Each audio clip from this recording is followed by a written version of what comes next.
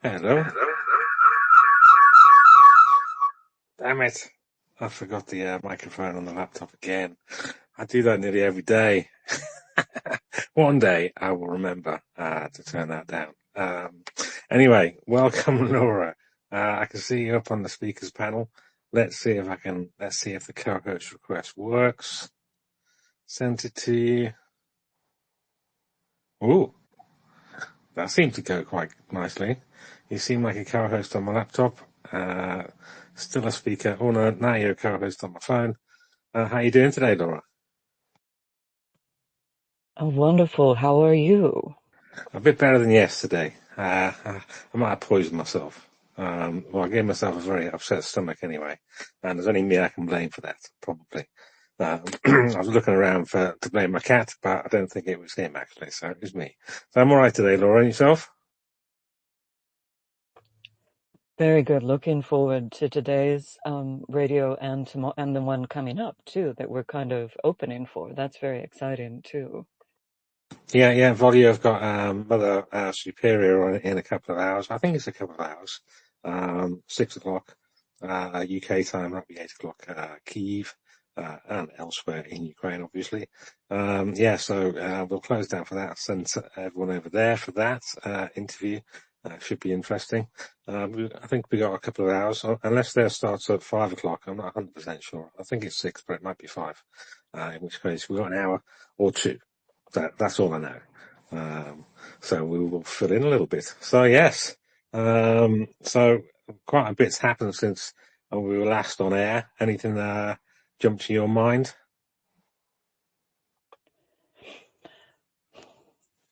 Yeah, no, I have some of it. Oh, why don't, sorry, I'm not explaining well. Why don't, if you have anything, and then I'll go on to one thing I wanted to say too, Okay. yeah, would that be okay? Okay. Yeah, I was just wondering if there's anything that kind of leapt out over the last couple of days. No worries. I can start with the numbers if you want. It's kind of oh, do you want to do the timestamp? We forgot about that.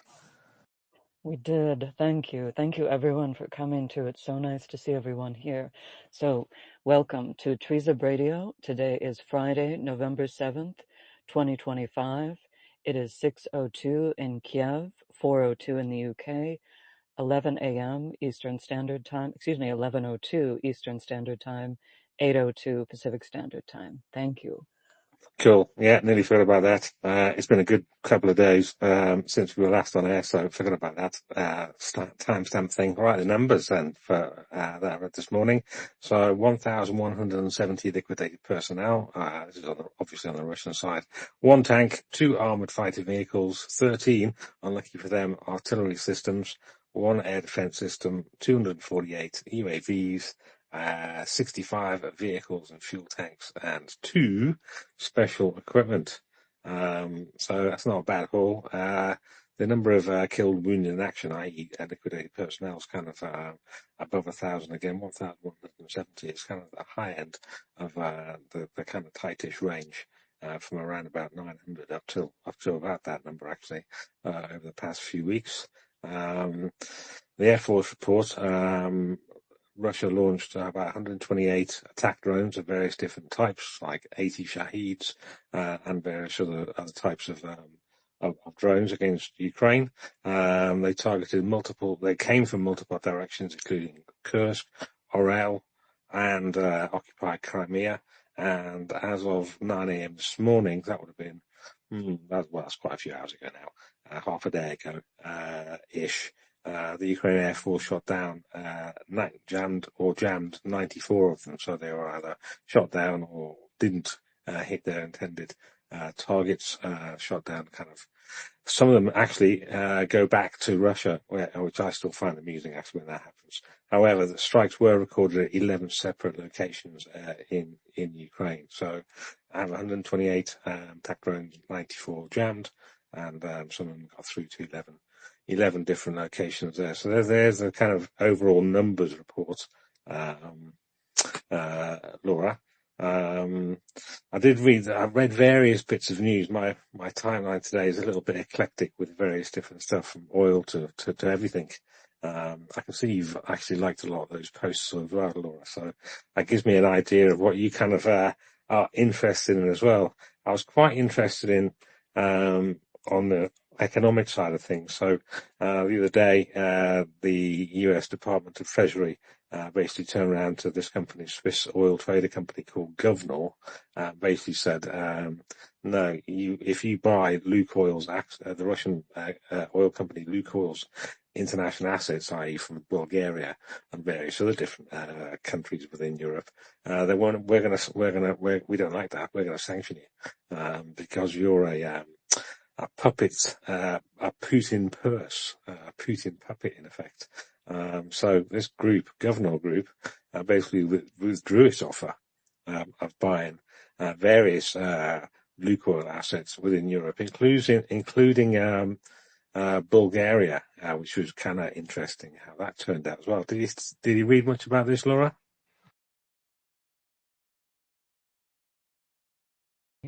Sorry, no, the first time I saw it was your post. All right then. Well, okay, bringing people the news first, maybe. There we go. Well, at least you anyway, Laura. So that's okay. So, uh, yeah, I don't know if that says anything about me being good at bringing news first, Laura, or you being lax in finding news. I like to think of former, because it was hot off the press, as it were. So yeah, let's stick with the former. So yeah, I kind of had a feeling this was going to happen. So about a week ago, I said in reply to somebody else that, from my research, all that Bulgaria had to do, because they had various laws on its books and stuff like that, was to get one of its bodies, and especially its parliament, to change the legislation slightly, to appoint a special administrator, and have a chat to the EU and the US about all this, to make sure that their one and only oil refinery, which is currently kind of owned by Lukoil, doesn't get sanctioned by the US. That's a looming deadline that's coming up before the 21st of November, and basically does it Germany. So Germany has about 3 refineries which are part owned by Lukoil, and they've put it under over the years. They put it under German government trusteeship, so that Lukoil doesn't make any money, Russia doesn't make any money from that refinery. In effect, it freezes their Lukoil's shareholding in those German refineries, and Germany can operate it as a refinery, because it needs the oil and petroleum products that comes from those refineries, and even more so with this one refinery in Belarus, not Belarus, Bulgaria. Begins with a B. That's what confused me. So they were a bit flapping about it, but they had tools at their disposal. And yeah, sure enough, this morning, in a slightly dodgy, we could say, but typically Bulgarian kind of way, they passed a few things. So I'll read this out. This happened today. So this morning, Bulgaria's National Assembly, the ruling coalition led by GERB, supported by their allies, got some sort of strange names, MRF New Beginning, there is such a people, the TISP party, and the BSP United Left. They got some strange names for parties in Bulgaria, I have to say. And they rushed through an amendment to the law on administrative regulation of economic activity related to oil and oil products. They put through a special amendment. They didn't tell anyone about the meeting before it happened. The bill, the amendment to the bill was tabled an hour before the meeting was scheduled to start. The people that were there voted for it because, well, it was all the government's parties and their allies, as it were, and they kind of rushed it through and passed it. Don't quite know who this special administrator is going to be. There is talk that it's going to be a friend of somebody in power. Anyway, whatever it is, however they've done it, they've managed to pass a little bit of law. At the moment, it's probably going to go through to the Constitutional Court and all this kind of stuff, as usually happens with these things. But they've passed a law which means that they're going to appoint a special administrator to administrate that refinery, everything in that refinery, from where to buy crude oil from, that's going to get refined, and basically all the operations, rather than just at the moment they had like an overview administrator. Now they're basically going to nationalize it in effect, which they hope, the Bulgarian government hope, will mean that the US will view that refinery in Bulgaria the same as the German refineries. It's kind of being referred to as the Boyko Borisov, who's the leader of the majority party in Bulgaria, the GERB. He's described it as the German model, referencing Germany's 2002 trusteeship of Rosneft assets. So what it'll mean, it'll guarantee fuel supplies for much of Bulgaria because it relies on that one refinery. And it should mean that it complies to US sanctions. Maybe they'll get a waiver from the US, and especially as no money will be going to Russia, and either via Lukoil or by buying Russian oil or anything like that. So it's all basically a bit of a paper maneuver, a legal maneuver, and a bit of politics in there as well. It has to be said, to take over Lukoil's assets Lukoil's refinery assets, at least in Bulgaria. It's also happened in Belgium somewhere as well. Apparently, somewhere in Belgium got a waiver because they've got this trustee model, a bit like Germany, so that Lukoil won't be taking any money back to Russia. And similar thing happened today in Finland as well. So Finland's got there's a series of petrol stations. There's a company that owns a load of petrol stations in Finland, quite a few petrol stations in Finland actually, and they're fully owned by Lukoil. Now they've been saying today that they're in a spot of bother, should we say, because they're not able to get any Russian oil products to sell in these Finnish petrol stations. Oh dear, how sad, never mind. So they're also winding up, basically. They did hold, there has been problems, obviously, with that chain of petrol stations in Finland for quite a while, because a lot of Finns have been boycotting that particular company and all this kind of stuff since the Russians invaded Ukraine in 2022. So there's that, but now it's going even worse. They can't get oil products to sell in their Russian-owned on Finnish land petrol stations, so they're winding up basically, which is all good. So when people say sanctions don't matter, well, they definitely matter when the US does them, because everyone seems to jump. I wish it'd be the same when the EU did sanctions or the UK did sanctions and the rest of the world jumped, but it is not the case. It is the case that when the US sneezes, everyone else catches a cold, and the US has sneezed on Lukoil and Rosneft as well. So yes, so they're getting the flu basically, Laura. Thoughts on all that? Does it seem like there is, it sounds like there is vigilance from within Europe to not allow these loopholes. Is that your impression overall? Like, are you pleased with overall how they're responding? Well, no. Yes, I am in a way, because they are responding. To no, they could have been a bit more proactive in why did it require the US to sanction Lukoil before these European countries, including my own, the UK, does something about it. For instance, Bulgaria could have passed this law any time in the past maybe not any time in the past 3 years, because the law on administrative regulation and economic activity related to oil and oil products, it's a long name for a bill, for a law, only came in recently. So they have been making steps forwards, and Europeans have been making steps forwards, but very, very slowly, but with the occasional US kick in the ass. And that's in effect what these oil sanctions have done to some degree. It's kicked a few European companies in Europe in the ass, namely Lukoil assets and Rosneft assets, which has caused knock-on effects for governments and other companies to go, oh shit, we need to do something about this now. So it's a bit disappointing that Europe hasn't acted sooner, but it is kind of okay that Europe is finally acting and doing something about it. Does that answer your question, Laura?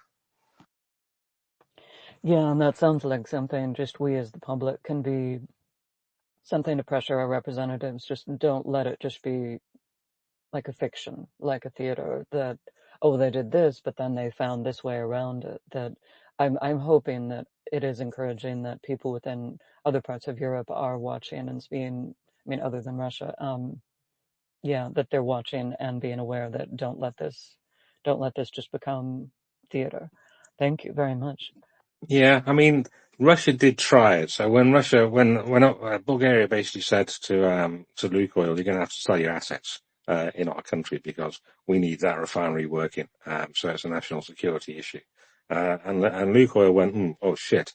Okay, I tell you what, we'll sell it to Governor, the Governor Group, which is this basically Russian controlled other company that's not sanctioned by the US, and carry on, basically. And therefore the money would still be going to Russia and all this kind of stuff. It'd just be owned by a non-sanctioned Russian entity. And a game of whack-a-mole would have to happen, i.e. the EU or the US then sanctions Governor Group, and then they sell it to somebody else. And so the game of whack-a-mole continues. So what actually happened is the Department of Treasury, the US Department of Treasury came out yesterday and basically said, no, we don't like this, you selling, Lukoil, you selling to Governor. If you do that, we're going to sanction well, basically to worse to the effect that we're going to be sanctioning Governor Group. And Governor Group turned around and said, oh shit, we don't want to be sanctioned. Tell you what, we're not going to buy your stuff, your assets, Lukoil. You're on your Todd. And so Governor Group seems to have dodged getting sanctioned at the moment, even though the Treasury Department did describe them as Putin's purse or Putin's puppet. I can't remember the exact quote now, but something similar to that. So that they're onto Governor Group and know what they're like. But it would have been a step too far if they'd have taken over and basically sanctions evaded right under the US government's nose. So they basically said, no, that if you buy them, we're going to be sanctioning you. And they basically Governor Group turned around and said, okay, all right, we're not going to buy it, withdrew their offer. And Lukoil is now in a bit of spot of bother, because that does kind of set a precedent. If the US is going to go after one company for potentially buying Lukoil assets, then that means all sale of Lukoil assets to any company that doesn't want to be sanctioned is probably on the table as well. So there's other companies that may potentially have been there to pick up the slack, as it were, to pick up those assets. We'll maybe have to think twice or three times now. Is it worth it? Is it worth the risk of possibly being sanctioned by the US, or am I going to make loads of money from these Lukoil assets, and probably screw my other businesses in the process as well? So yeah, I don't think many companies are going to be going for that. So I think it does mean that these US sanctions that Trump, to his credit, did put on them, even though they're not fully in force at the moment, they're still going through the grace period. I think it was 22nd of October they were announced. And no new deals could have been done. Some of the sanctions came in with immediate effect, but there was an unwind period of about a month to happen, so like a grace period until the 21st of November. So all this ownership swapping or nationalisation or whatever to get Lukoil out of Europe, out of any country that doesn't want to be either secondary sanctioned, perhaps, or companies that don't want to be sanctioned by Ukraine's friends, like the EU and the UK, and most importantly the US. They had a month to get out, so it's what is it now? 2 weeks to go, 7th of November. So yeah, 21st is 2 weeks away. So various companies are kind of now, especially Lukoil, its share price fell about another 4 or 5% today or yesterday was when this news came out. I think it was today actually. This morning seems like a long time ago. That fell quite sharply. So yeah, they haven't been doing well lately, which is very, very good. The news is tightening ever tighter on Russian oil infrastructure and companies. Not tight enough, obviously, but slowly, surely. Just shows the power of US sanctions, Laura, or even the threat of US sanctions. Your thoughts on that?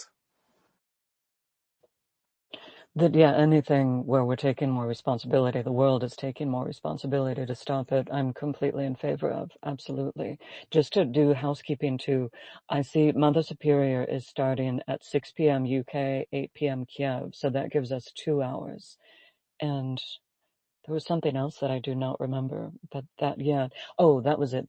We talked, I was messaging Shaggy this morning that, do you feel okay? Because I can speak more about the news if you're not feeling well too. Would that be better? Are you feeling all right? Yeah, I'm still kind of recovering. You might be able to hear it in my voice. I go quite monotone um, when I'm feeling a bit peaky. I got more intonation in my voice when I'm a happy chappy. Yeah, absolutely. I was having kind of ideas of things you guys might like to talk about and just other news bits too. If you want me to go into that, I can, so you can rest your voice, everything, whatever you like. Yeah, yeah, go on then. You have a little go. I think I've covered the Bulgarian oil angle and the governor problem, the governor group issue with buying those, and yeah. So I've covered that. But off you go with the next topic. Nice too. And if I shouldn't talk about this, just head me off too. I mess last on our last space on Monday.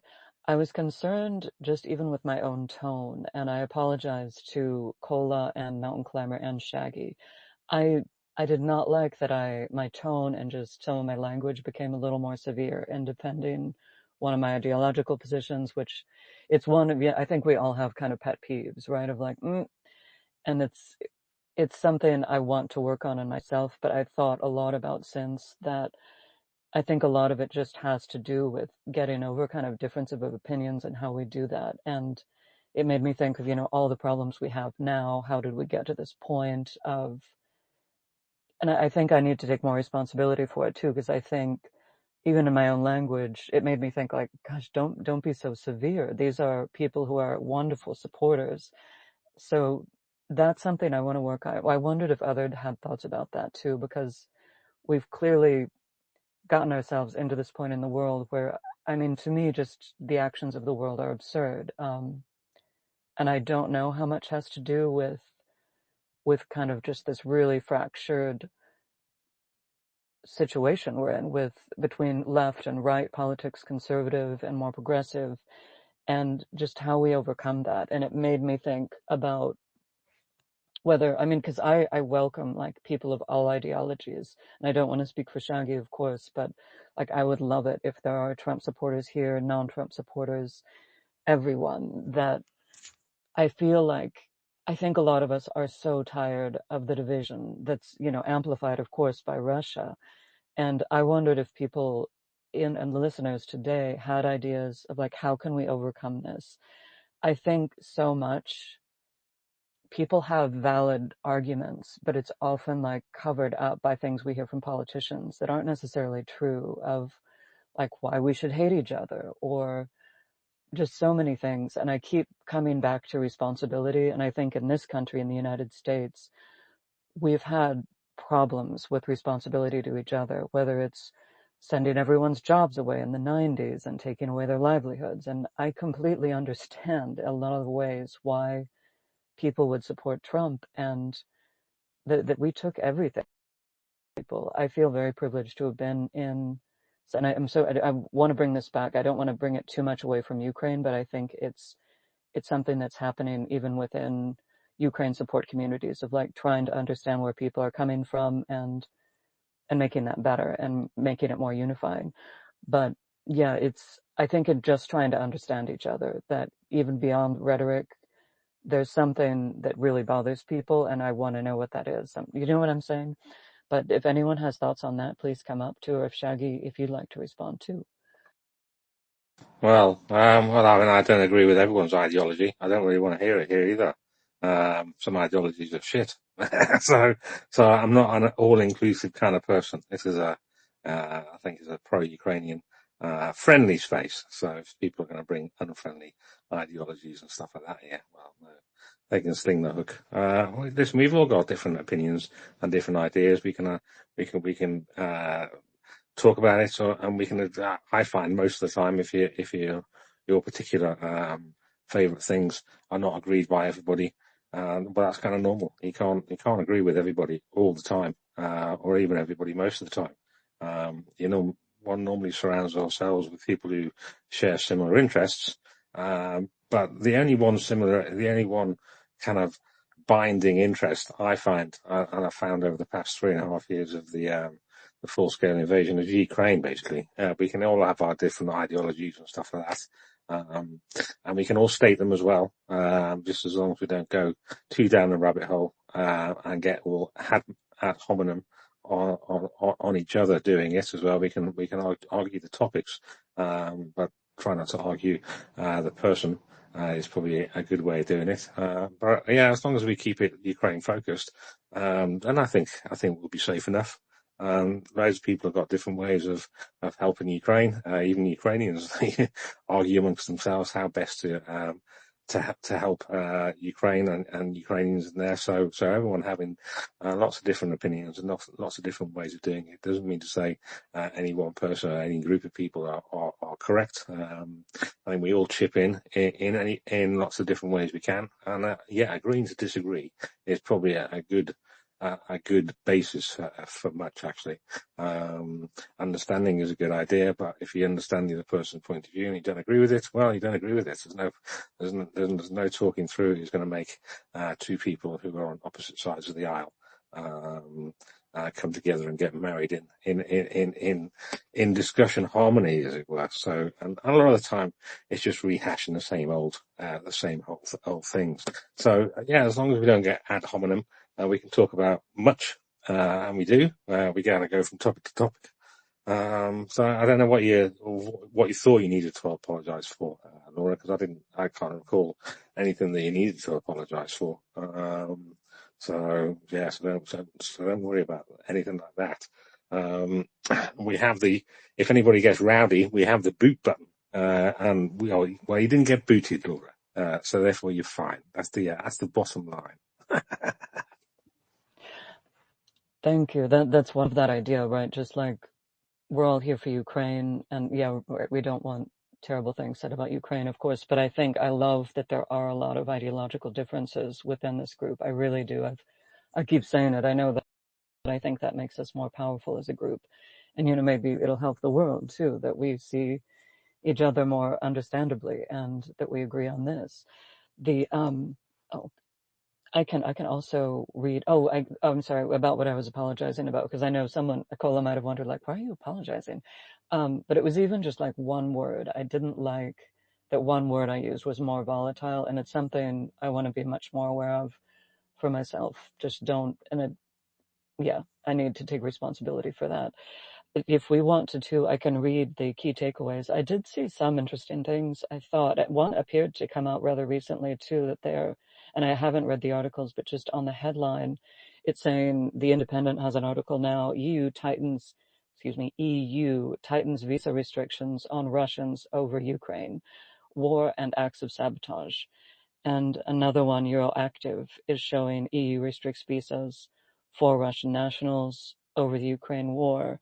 I'm often disappointed by headlines that come out of some of our US media that they just don't sound accurate. It looks like there's been some focus from BBC and others about South Africa getting more involved and trying to bring back citizens and trying to bring attention to that. It's saying that 17 citizens from South Africa are trapped in Donbass, and it's very disappointing. They don't explain that. It sounds like they're probably fighting for Russia, but they don't want to say which side, apparently. But that sounds like progress, possibly. The article or it was a video that Shaggy posted of someone from India, talking about how a number of them have been killed in the Donbass region, and that sounds like good to bring more attention to that. Would it be helpful to read the key takeaways from ISW? Yeah, we could do. There was a couple of topics you mentioned there, though. What was the first one again? It's gone. And I'm sorry I didn't have that.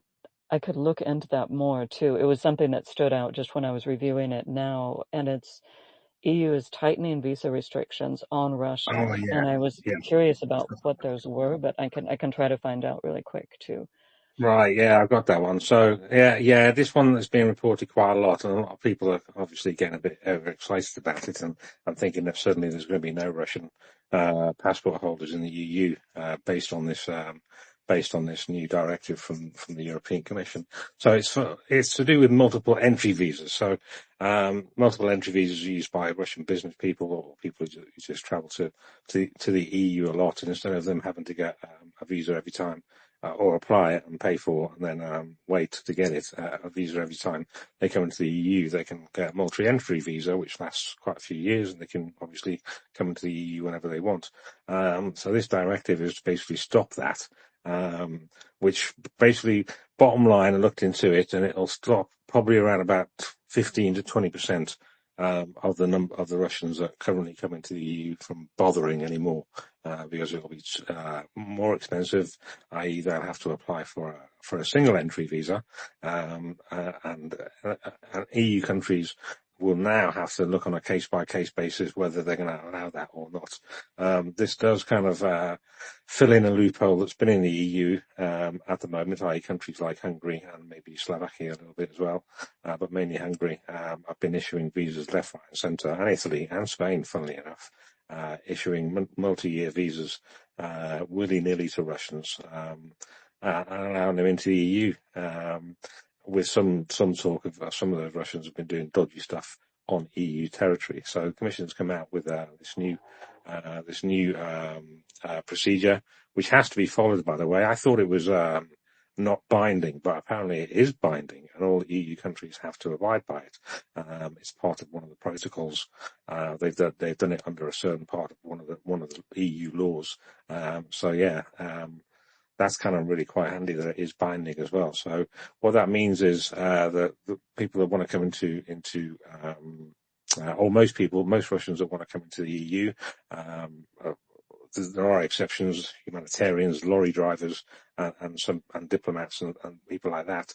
But for your average Russian, like your average Russian business person, they're going to have to apply for a visa each time they want to come into the EU. Now, that comes with a cost. I think it's about €90 or something like that per application. The application takes up to 35 to 45 days, and it's just a right royal pain in the arse for them. So, forecast is that it'll reduce the number of Russian passport holders coming into the EU by about 15 to 20%. It doesn't affect Russian citizens who are dual citizens, and I have big gripes about dual citizenry, I have to say, for specific reasons like this. That if you've got a Russian passport and an EU passport as well, then you can just come into the EU on your EU passport, even though you are Russian, which really annoys me. But that's the thing with dual citizenship.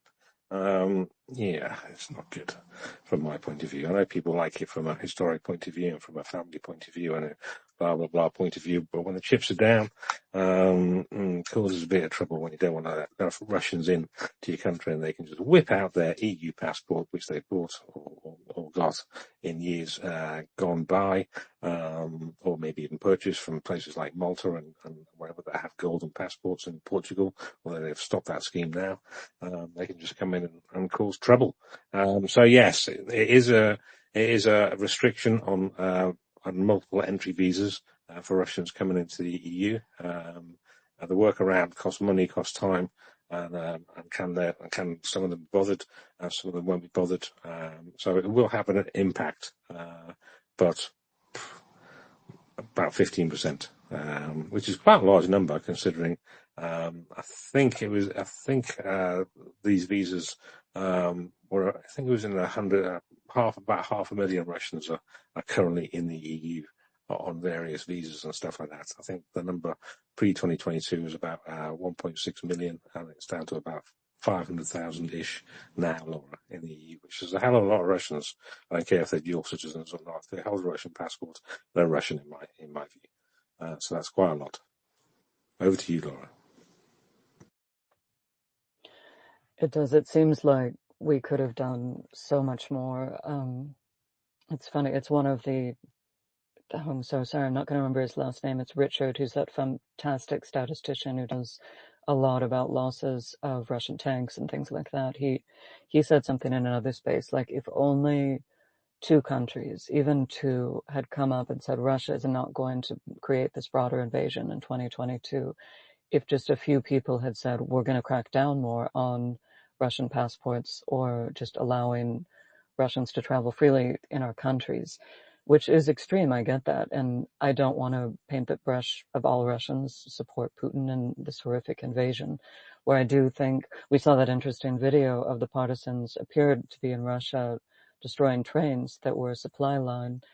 And I keep thinking, like, we knew of this person who had done a lot of kind of business transactions, and something I think about that he says and I don't mean for Putin or Russia, but he kept saying, you want to leave something on the table for people. And I think like that idea of like Russian citizens, I'm not going to say exactly what I think I'm trying to say. Sorry, I'm not explaining this well, but the idea of giving people an option to do the right thing. I think like we see that in politics a lot, and sometimes we don't, of that's just complete condemnation of an entire group or this or that, which can be completely absurd. I'm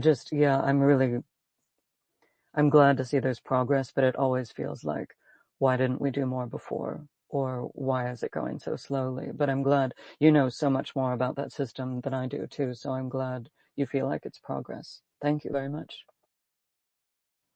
Yeah, it's quite difficult on the one hand trying to say, well, what could have been done before without targeting a whole group based on their nationality, which is exactly what targeting Russian passport holders is. So, bottom line, when a country's at war, your whole country gets targeted because you're a member of that country that's at war against you. It just happens in war law.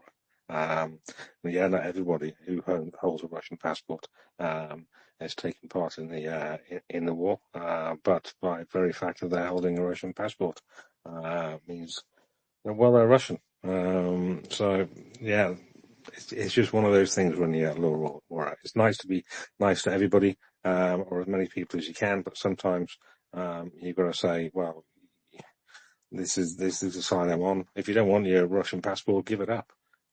If you, especially if you've got multiple passports, give up your Russian citizenry. And that sounds pretty easy, but all it takes is a decision. Laura. Yeah, and I felt like I probably wasn't being clear where I do agree. Like, I think if we'd gone more severe, we might have stopped all of this to create more pressure on the public. And I keep thinking, like, why aren't they being more severe in this case? But yeah, absolutely. That's, I think, what I was trying to say too. Thank you.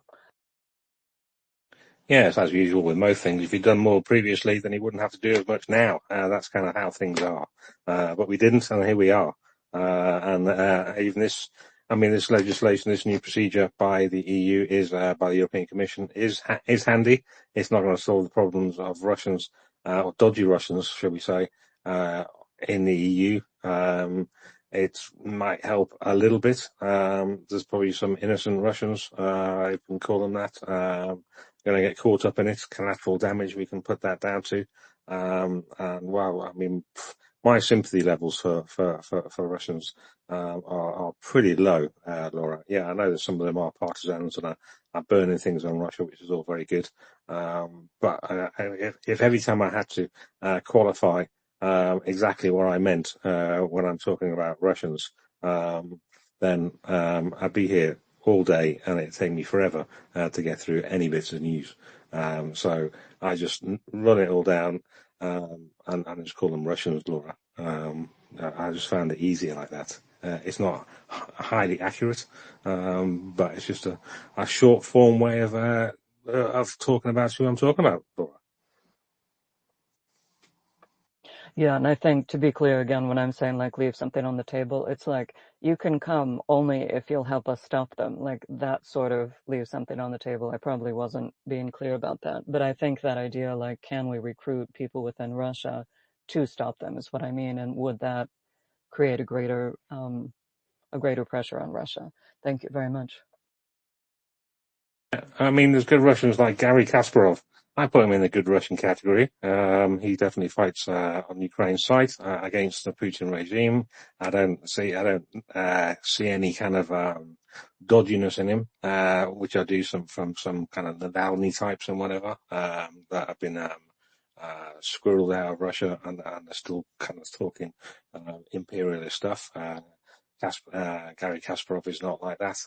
So he's one famous Russian that and Russian passport holder that I'll put on the good list. And there's probably plenty of other ones as well. Fact is, there's just a hell of a lot of Russian passport holders, and probably Russians who don't hold passports because they haven't even left the country, who are dodgy Russians, should we call them. So yeah, well done to the partisans and the people who hold a Russian passport, who are fighting, who are sincerely fighting against the Russian regime. And if they want to come up and have a chat and let us know what they're doing, that's fine. Yeah, that'd be kind of handy actually. How many signal boxes have you set on fire today? Would be one of my first questions. It's a bit like the old mantra, "What have we done for Ukraine today?" So we could, yeah, that could be my new line for them, Laura. What do you reckon? Wait, did I misunderstand? What is that? What is the signal box? On a train line, it's a signal box, so that if it gets burned down in Russia, trains stop because they can't get any signals. It's a communications device for trains, Laura. Thank you. I was thinking Signal like the app. Yeah, absolutely. And if I wasn't reiterating, I felt kind of like you can't come anywhere unless you're going to work against Russia. Like that sort of severity could set a precedent for these horrific invasions. Like you will not be allowed to travel if your country is doing this unless you're trying to stop them actively with hard proof. Yeah, I absolutely agree. Thank you very much. Yeah, I'd like it a little bit more drilled down. I mean, that's why this new EU Commission law is giving Russians visas and stuff like that to enter the EU is supposed to be on a case by case basis now. So it all depends on whether each national authority, all countries in the EU basically, administer it properly. The one handy thing though about this is that because it's to do with passports to get into the EU, it's all digitized now. So there's a system, an EU-wide system, which countries have to register various all the different types of EU visas and stuff like that on. So it can be very easily and quickly seen which countries are giving visas to which nationals and all this kind of stuff. It's not just a paper thing anymore. So, for instance, at the moment with for instance, Shadow Fleet tankers, they have a lot of the paperwork for those tankers is not digitized. So a company can just wave literally a fake bit of paper and say, "This is my insurance document." And it makes it very difficult to kind of research and stuff like that when it's just the paper trail goes cold, or it goes into companies which don't want to give out information because they're in a different or jurisdiction around the world. But when it comes to this EU new directive from the Commission, it has to be implemented. And because visas and everything is on computer programs these days, and it's electronic and digitized, that information is available to everybody, for every country in the EU, plus the monitoring authorities as well. So they can tell if a dodgy person is given a dodgy visa, i.e. a visa which shouldn't have been given. They'll get flagged up quite quickly. If Hungary or any other country basically starts to do that kind of thing, they'll be monitored, they'll be told off, and then various different things can happen to them. They can get fined. I think there was a fine per case. I think I read it, 30,000 euros. The country that issued the dodgy visa would get fined. So yeah, there's a bit of carrot, there's a bit of stick to go with to the new law. And if countries like Hungary just say, we're just going to issue visas to anybody we want, which is kind of what they've been doing a little bit with regards to these work visas to Chinese and Belarusians over the past year or so. That kind of thing that Hungary's been doing it is why the European Commission has come out with these new procedures and made them EU-wide to kind of stop that loophole. So the EU is getting there with trying to plug loopholes, Laura. But as usual, very slow. Very slow to do it, but it is getting done. is what I'd say. So I'd give them a grade, a C minus, if I was marking them. It's not a fail, but it's definitely I could try harder, which sounds similar to my school reports, actually. Over to you, Laura. That it made me think of one I wanted to mention too, another story if we want to move on to, and it's not really a story. It's I saw it reposted by Tomasz. I think it looks like Tomasz for us English speaker. He's from Czech Republic, fabulous account. He's great, and it was a piece from, I'm not going to say it right, I'm afraid, the Sprodby, the Stratcom Center, and it was about the group in Russia who was I'm sorry, Circassia. It was a plea in 1864 from these wonderful people who were being attacked by the Russians in what sounds very much like what's going on today. And I posted it in the comments now, and I think a lot of us have seen it because it looks like it's gotten a lot of attention. But it's horrifying, but it's one of those things that's like, goodness, this is very similar of these amazing people trying to defend themselves and asking for the world's help. Before the space today, I wanted to learn more about what happened, and I do not know enough about what the result of this was. But I can read that too if anyone's interested, or just I'll put it in the space in the comments, or it is in the comments in the space. But it it's upsetting in a way. It's not too graphic in what's happening, but I thought it pushed the point home that this is something that's been going on for a long time. And for me, it's like, it just reaffirms of like, this is not the sort of world I want to live in. And what we're allowing to happen does seem to be this very, very loud echo of the colonial past. And I think to me, it just affirms like, we do not want this type of world. This is very wrong.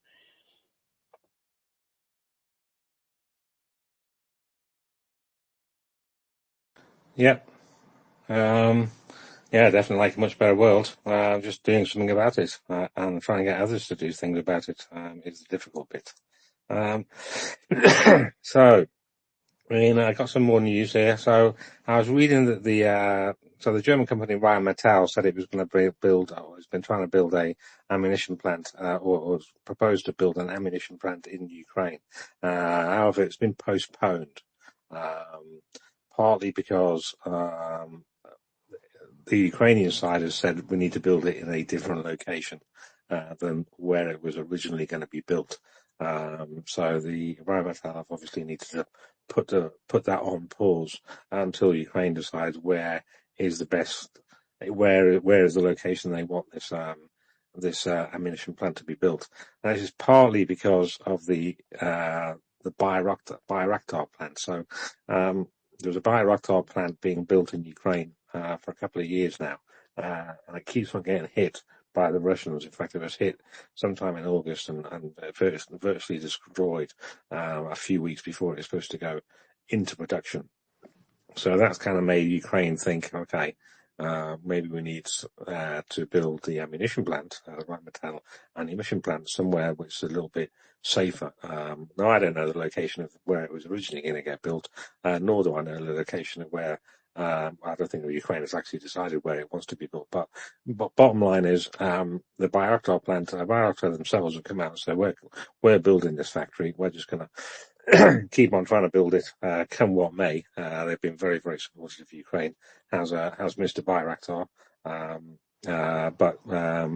And so is Rheinmetall. And this isn't Rheinmetall's decision to postpone the building of the ammunition plant. It's Ukraine's change of location to be decided, which is the change of it. But it was just to bring people's attention to that. There has been talk about this Rheinmetall ammunition plant in Ukraine for quite a while now. I think it was first mooted maybe a year, maybe nearly a couple of years ago now, but it's still kind of stalled a little bit. So that's kind of quite well, a bit understandable, I'd say, but a little bit of a setback. I mean, on the plus side, Europe is, as a whole, is outproducing what the Russian Federation can themselves make in ammunition and missiles wise. I was reading today some more news. So that's kind of finally is the word that I describe to say that.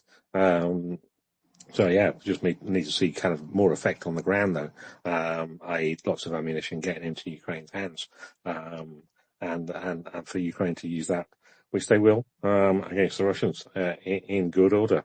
I was also reading from Magyar's Birds. So about a week ago, Magyar's Birds was put out an advert, basically saying join the USF. Join us, and Magyar himself put out. It was quite a swish video, actually. I quite liked it. I retweeted it on my timeline, and he put out an update 6 hours ago now. He basically said that there have been 4,954 applications to join Magyar's Birds, the USF. Ukrainian, I don't know what that stands for actually. Well, let me have a little look. Let me just highlight that. Hopefully that's going to say Unmanned System Forces. Duh. Yeah, USF. Unmanned System Forces. So they've received just under 5,000 applications. So that equates to about one application every 2 minutes, since it started. So you can do the maths on that. And he said that, so they're trying to get to altogether, 15,000. They're trying to hire, now we're hiring over 15,000 for an entire branch, 12 unmanned systems forces units. And he's basically quite happy with how this is going. So, he's basically saying that out of those received applications, 2,000, just over 2,000 were from civilians, 2,335 were from people who are already serving, in the military service, in the Ukrainian military, and 579 from people already in USF units. So they might be people who are not drone pilots who want to become drone pilots. So of those nearly 5,000 applications, Magyar's Birds have already processed 3,795 applications, and about 1,000 people have been contacted out of all those. So yeah, hopefully this is going to see a bit of a British understatement there, a severe increase in the number of drone pilots that Magyar's Birds have. It'll probably take a little while if they're completely civilian to be able to.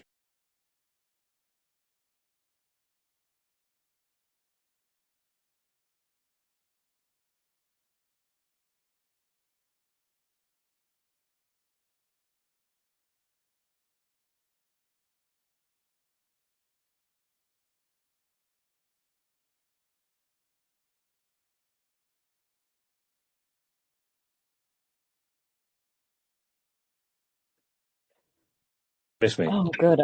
Yeah, I was just loading on another machine. I'm sorry, audience, too. I thought it was my computer. I didn't hear you. Thank you. No, that was me. I accidentally muted myself. My phone had gone small, and I tried to get there, and I hit the wrong button. Fortunately, though, space continues because it was on my laptop as well, which is really handy. So basically, of the nearly 5,000 applications received, 25%, 20% are in initial communication with the clients. I like to see that. It was only I'm pretty sure it was only about a week ago, that this advert went out, and this call to join the unmanned system forces went out. So that was quite good. Right then, Laura, over to you then for a little bit of news if you want. Should we review ISW? They've had quite a bit of information. Some of it may be somewhat redundant, but would that be good? Yeah.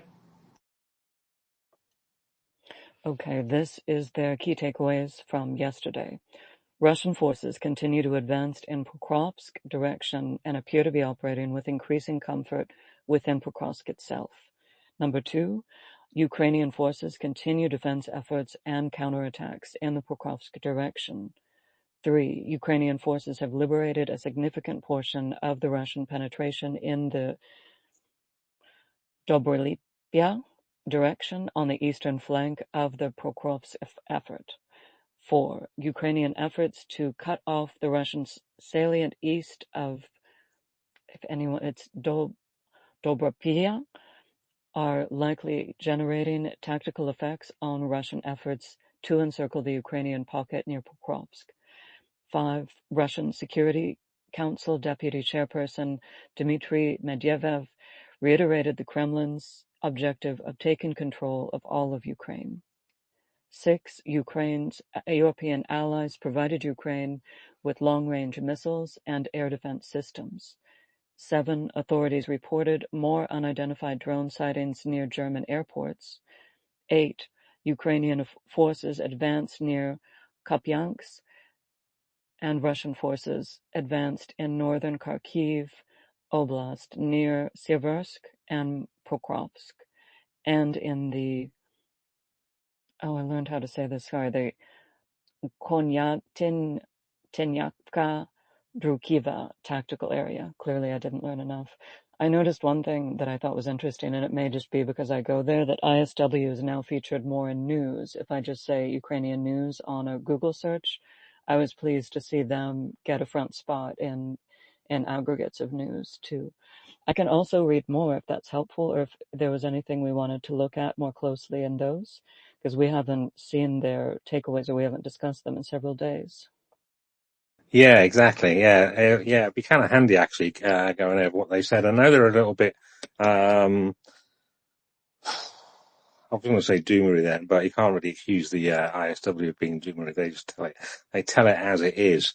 Yeah, I mean, I'm not sure exactly. I don't think anyone's sure exactly what's going on in Pokrovsk and stuff like that. There does seem to be, they do seem to be infiltrating more.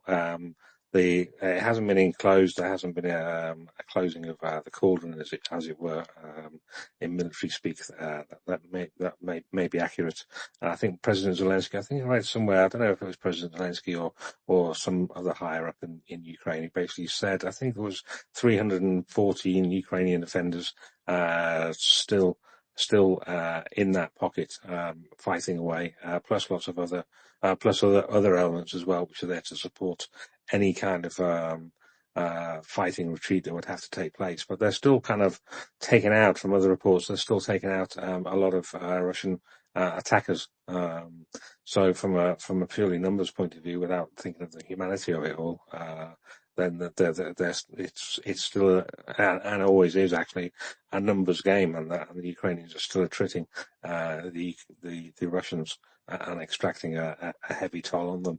There's various people. There's some people saying they should have withdrawn already. There's some people saying they should have withdrawn now. There's other people saying they should continue fighting there and reinforce more and not give up 1 inch of land. But I don't think that's basically how it works. It's kind of a numbers game, and if you can extract a heavy price from your enemy while keeping your soldiers reasonably safe, then you should do that. When the juice is not worth the squeeze, is one of my favourite phrases. That's when you should skedaddle out. I can't say. I'm not going to say whether they should skedaddle out or can still stay there or not, because I just don't have that information. And I basically trust in the armed forces of Ukraine, because that's all I can do. I could try and second guess them and stuff like this, but it's never got me any good anywhere in the past. Sometimes I may have been right, with the benefit of 2020 vision and hindsight and all that kind of things. Other times I haven't been, and it's just a guess anyway. It doesn't actually doesn't impart any knowledge apart from my opinion to people. But then I kind of do that quite often, though, Laura. So maybe I should. I don't know if it's worth, if the Ukrainians are willing to fight there and they think it's worth it, then crack on. Because from other reports I'm seeing, it's definitely taking a heavy toll on the Russians, and actually kind of making the Russians have to put more men into that area, which they would otherwise have used in some other area as well. So yeah, from a purely attritional point of view, and is an attritional war at this point, yeah, it's worth it for the Ukrainians, I think. Obviously I feel sorry for the guys in those trenches and are fighting those battles and the horrible conditions they're going through. Some more British understatement there, but that's war, I guess, and got to trust in the Ukrainian armed forces. Any more thoughts on that, Laura? And it's the same, I believe, like where I trust in the Ukrainians. I think, and it may explain sometimes my response to just that when we hear about the numbers and the losses of the Russian side. And one of the reasons I may respond how I do, and I spoke about this on one other space, and I don't mean to be dark. For me, this motivates me even more to pressure our leaders to stop this immediately. I think it was 2022, and it was just a comment on a Zelensky space, and it might have even been a Russian troll just trying to, but I don't think it was. Their theory that they put out at that time was that my country, the United States, and maybe more involved, really never intended Ukraine to win, and they were not helping them adequately because their intent was to kill as many people on both sides, as many Ukrainians and as many Russians, and to do for the purpose of them, the entire region not being as much of a threat. And that makes me sick to my stomach to think that we would do that. But my country has done amazing and horrific things, and I'm afraid, particularly just seeing what was happening during that time, that they were not helping them adequately, that it would have been easy for us to help them, and we refused. There are parts of me that believe that that's possible, that we've seen it before. I believe in some assessments that there was the intent to create chaos in Middle Eastern areas and Iraq and Afghanistan areas to keep this kind of horrific idea of a theater in one place, or to cause as much chaos at once. And I don't know if that's true, but I have certainly seen that as a theory, and that certainly does not give responsibility to the use of our own militaries in horrific ways. But that, I'm still not convinced that may not be it. This idea that the powers that be are trying to create as much chaos and loss of life, even in a horrific way. And I hope that's never the case. But for me, it's just, if we have the power to stop Russia, we should do it. That's where, and this idea of it going on for years, like the thought of losing more Ukrainian people, more Ukrainian soldiers, civilians, I can't, parts of me just can't accept that, of course, that's not acceptable. If we could stop Russia now, just like with that we could have stopped the Holocaust. I mean, it is just not acceptable to me that we could, if we can stop it, we should. Thank you very much. Yeah, we could stop it tomorrow, if there was political will. There just isn't. So there's nothing we can do about it, apart from telling our representatives that, well, we want them to grow a pair, as it were. But it could be stopped now. There's that old phrase of boiling the frog. China's doing it. It's arguable. I've heard arguments on both sides whether United States or other European countries are boiling the Russian frog. In Ukrainian blood, I think is how I described it. It's not a nice thought, but in the world of realpolitik, it is definitely a consideration. After all, it boils down to numbers in a way. If you strip away the humanity of it and stuff like that, it does boil down to numbers.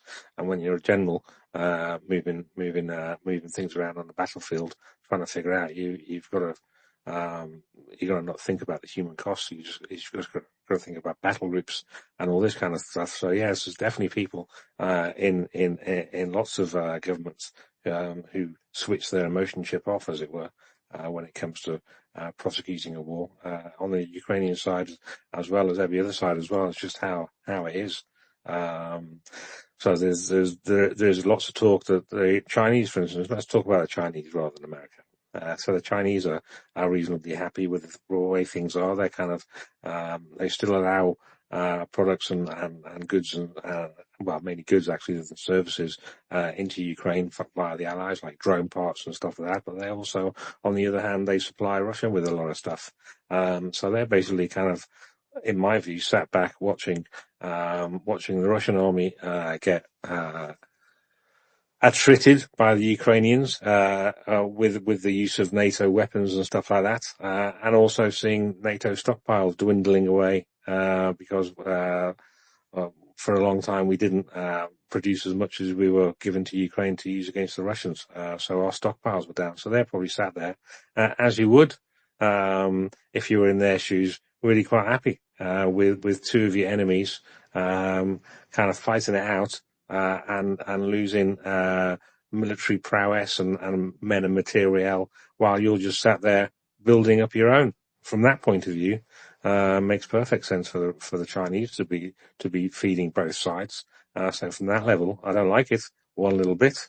I obviously wish they were 100% on Ukraine's side, but from their power position, as it were, I completely understand it.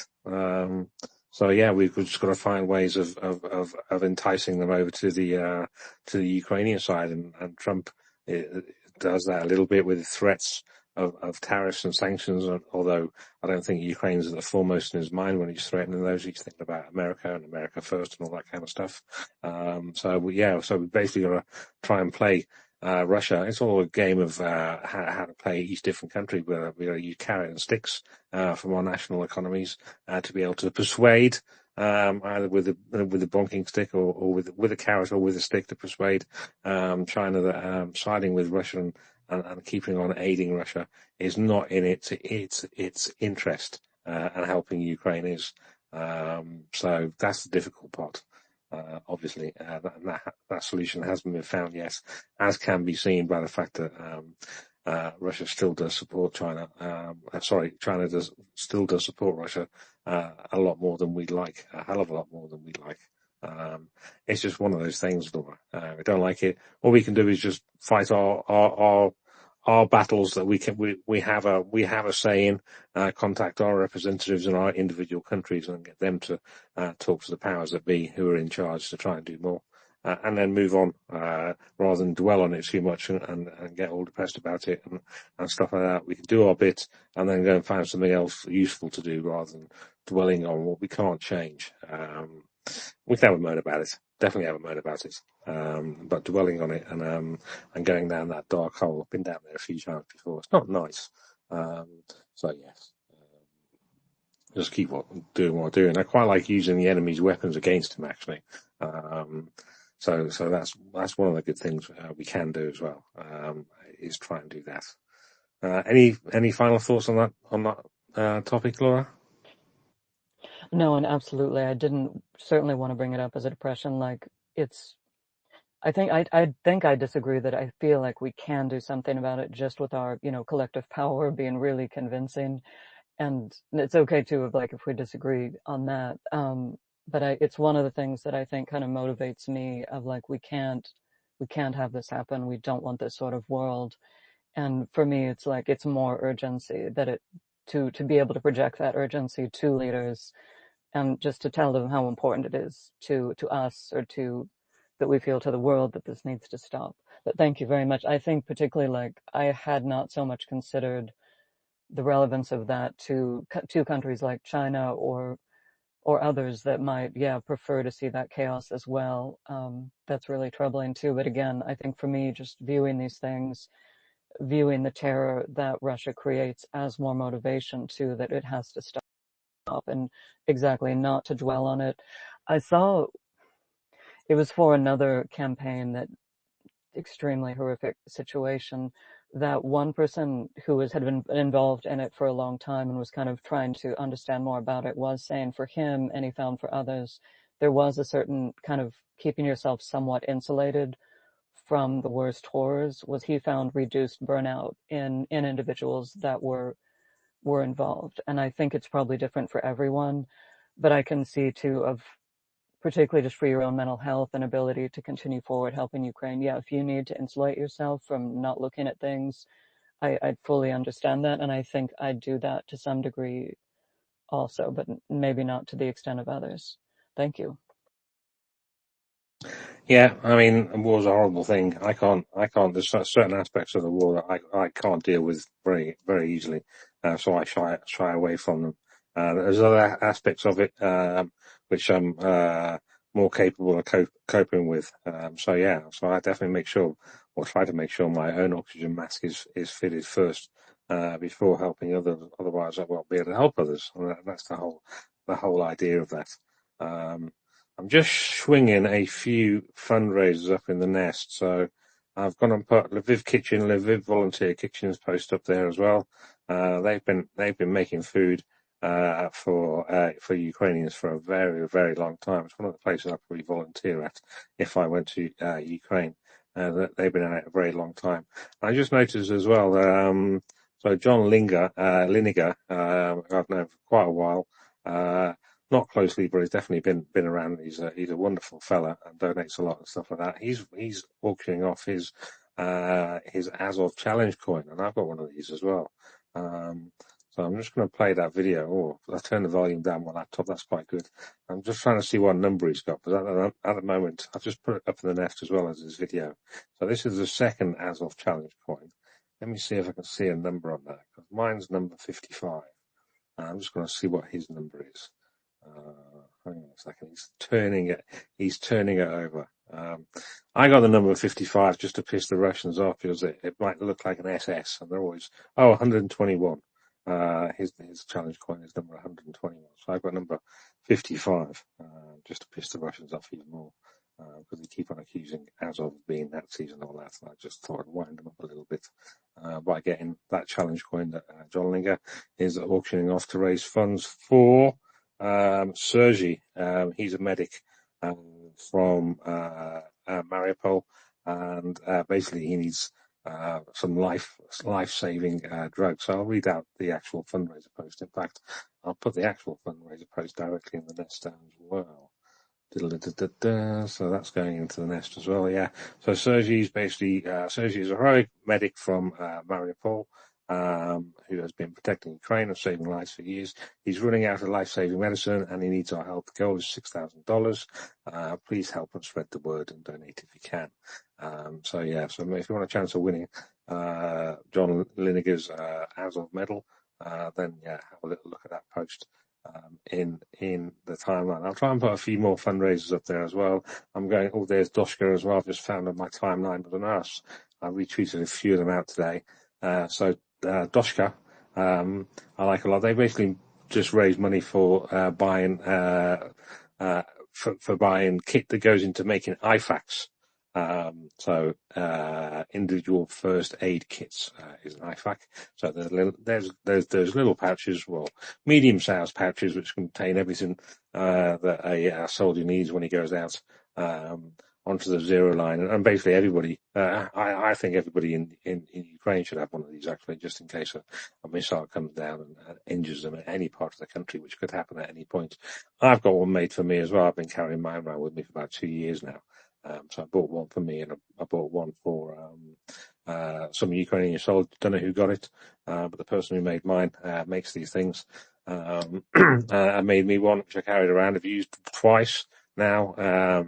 Once on myself and once on somebody else. Not anything serious. I just basically cut my finger, and I used it to plug that mini scratch, as it were, and for somebody else as well.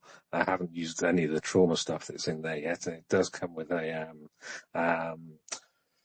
I think it's a Dutch tourniquet. I can't remember the name of it now. But yeah, anyway, so waffling again. So if you can donate, what is it? It's Fiver Friday today, actually, all day. So if you can donate a fiver to help, Doshka Foundation, with that one as well, that's up there. And there was another one that I had on my timeline as well, which I can't find now, which I'll also put up in the nest as well.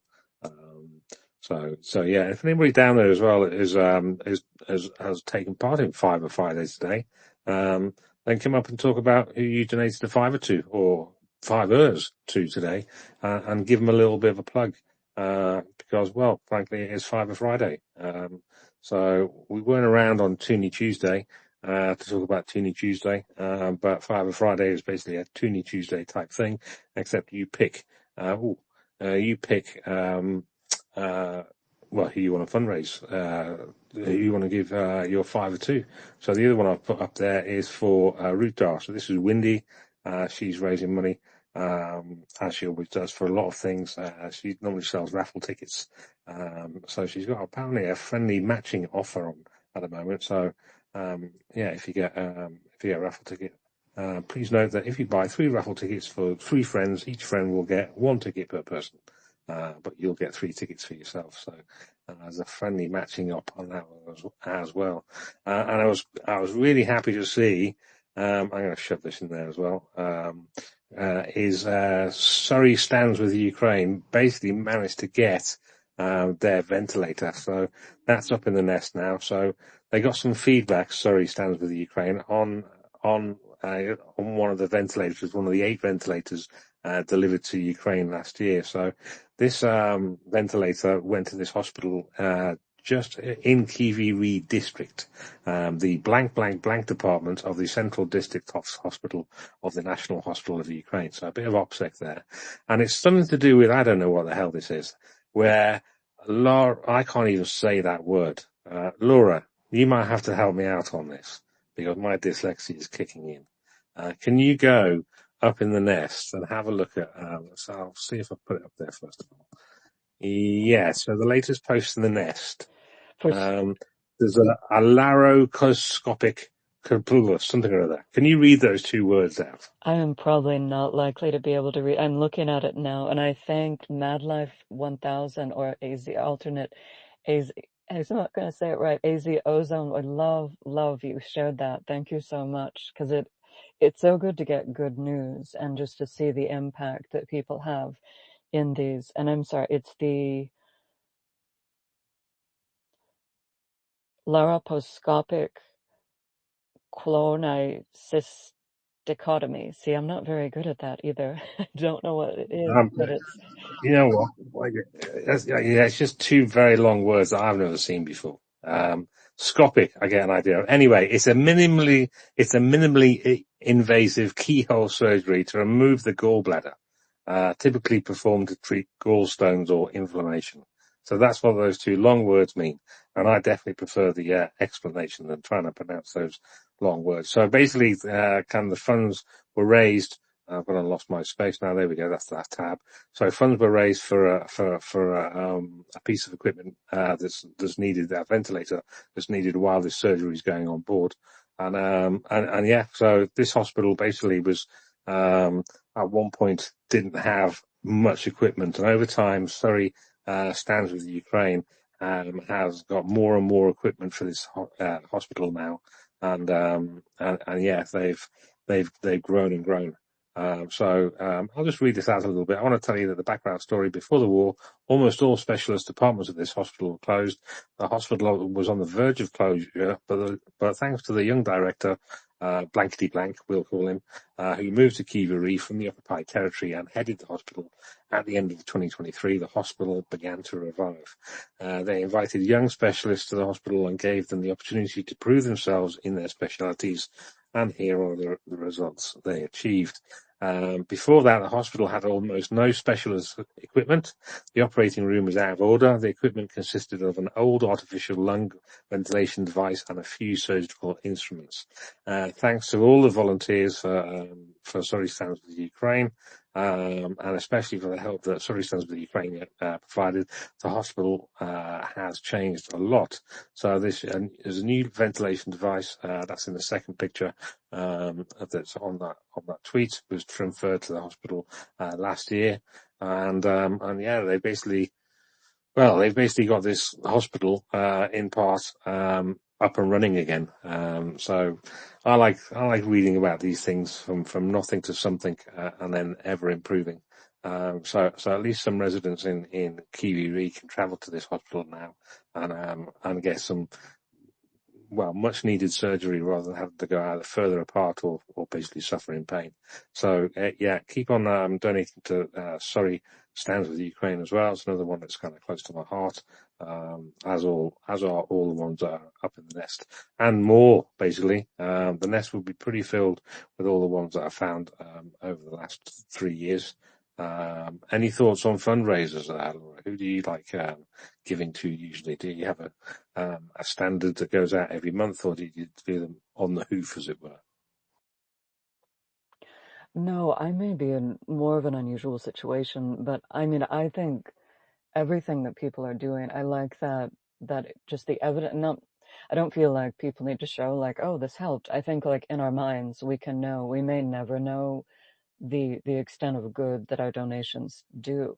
Sorry, that's a little redundant. But I love that idea. I think I like what PFI talks about, that some of these organizations fill the gap in between what's working with the government and larger, sometimes, sorry, and I don't mean to discount, it's like the donations to the government are wonderful, but for these smaller organizations, what they're doing, I really liked how PFI talked about that it fills these gaps that might otherwise be overlooked. And I would imagine there's far more need than we're reaching, which is horrifying also. But I think that idea of like everything we do, every dollar, every cent goes somewhere to fill in or to help the larger organizations. I'm really glad United 24 has kind of aligned with Magyar's Birds and the others to kind of streamline that and maybe give people less pause if they're not sure about some of the organizations. I think that's a really neat development. Thank you. Yeah, yeah. I mean, the United 24 is one I support every month, with its my direct debit that comes out. But that's kind of the only big one that I kind of generally support. I try and go after the smaller ones, which I've learned to trust over the years. Um, Unfortunately, it is years, but it is what it is. I suppose one of the positives of that is you get to know fundraisers, you get to know which ones you trust and stuff like that. I would not like to be a fundraiser myself, I have to say. That is not on my list of things I want to be doing. I'm okay promoting other people's fundraisers that I find trustworthy and transparent and do good. But actually collecting the money myself, well, forget that. The administration would do my head in, absolutely do my head in. So yeah, so anything that's in the nest is definitely trustable by me. And if anybody wants to come up and talk about any day donated to today, then yeah, give us a holler. Give us a holler on that one. Um, so I was looking at another little post from Drone Bomber. So Drone Bomber normally just posts maps. Oh, Laura, you got your hand in the air. Oh, thanks. You know what I meant to that I don't know if Nicolette's here. She was here earlier and I meant to apologize too. I'll put her post for her fundraiser. It's one of her first in the nest. No, I can't put it in the nest, but I'll put it in comments. I could send it to you, Shaggy, also. And I meant to on these, and if we can, like quote tweet, retweet, particularly Nicolette's because she was talking about it. I'm so sorry if I'm a little oblivious sometimes. I'm not sure why I'm becoming that way. It's a little bit new since the pandemic, but sometimes I'll just need a reminder. It's like, my goodness, I forgot to quote tweet that.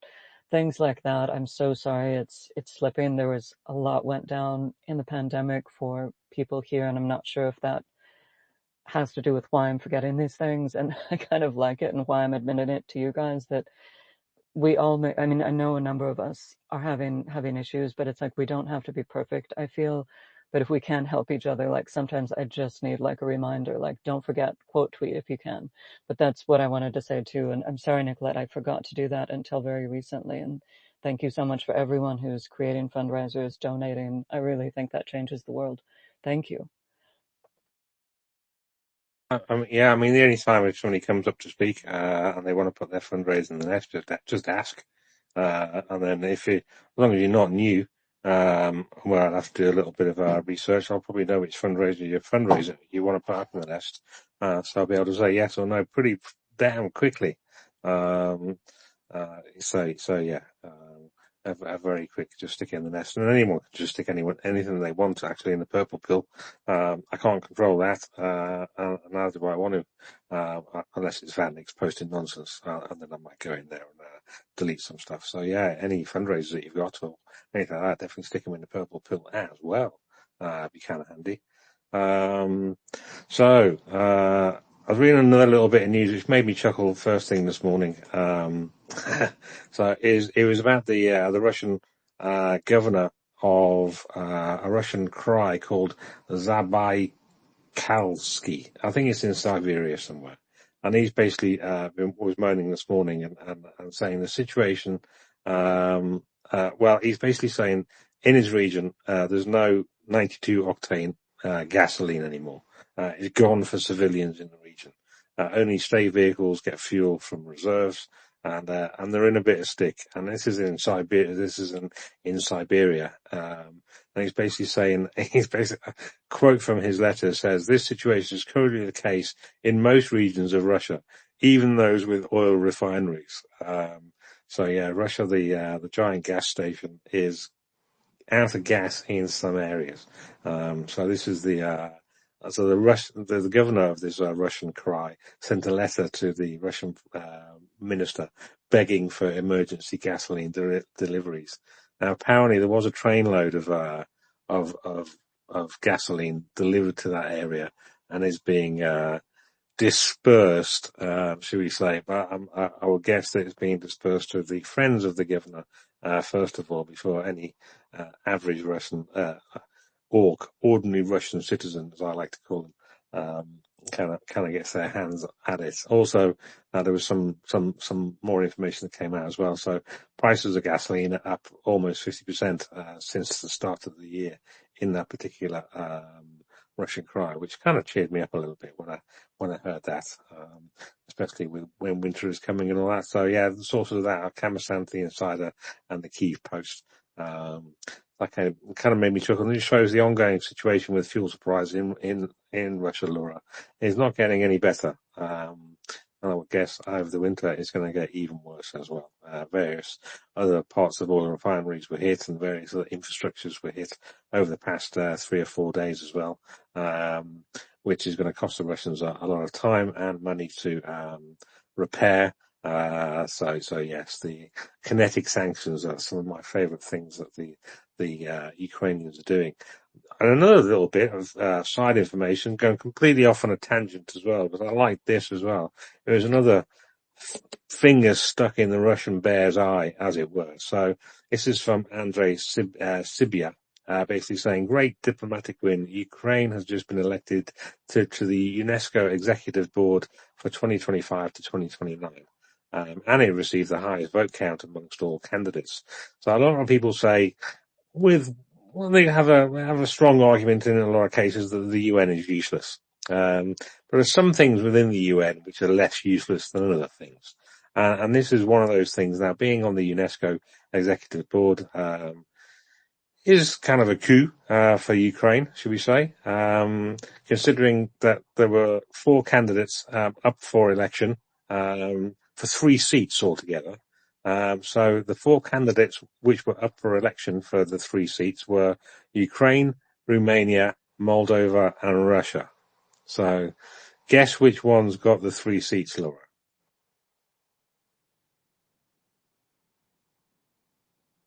Laura?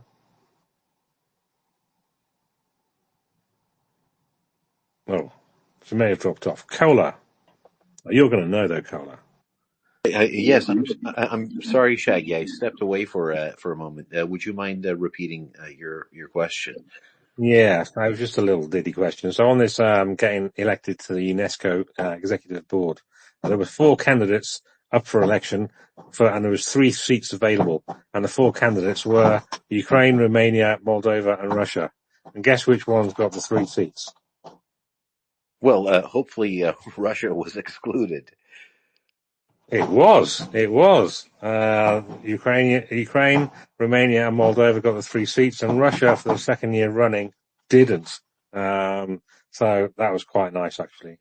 Ukraine got 137 votes amongst all the countries that voted, and that was apparently the highest vote count amongst all the candidates out of those 4. So yeah, well, it's only, Andriy Sibia describes it as a great diplomatic victory, and I suppose he's a diplomat, so he's going to say that. I kind of like it as well, because it shoves a thumb in the nose of Russia. They shouldn't be on lots of these things. He basically said the decision demonstrates the international community's high trust and recognition of Ukraine's active role in strengthening UNESCO, developing education, science, culture, and protecting cultural heritage, even amid ongoing Russian aggression.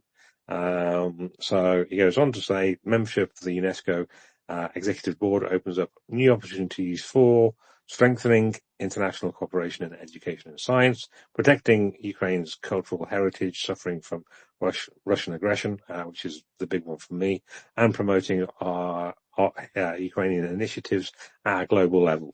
For me, it's that second one, actually, protecting Ukraine's cultural heritage, because they have a say at the UNESCO Executive Board table now, as it were.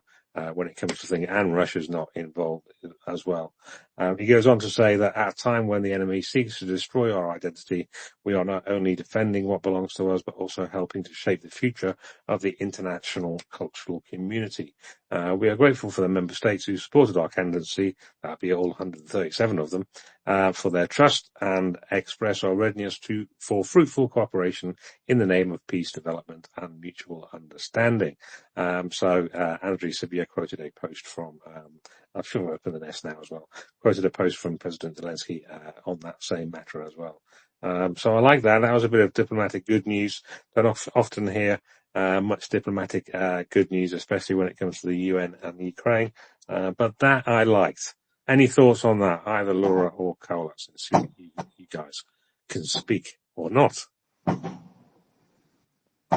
Kola, thank you so much for joining us. And I'm so sorry I was posting Nicolette's, her fundraiser in the comments. That's why I couldn't get it. Kola, thank you so much. And you may have other information also.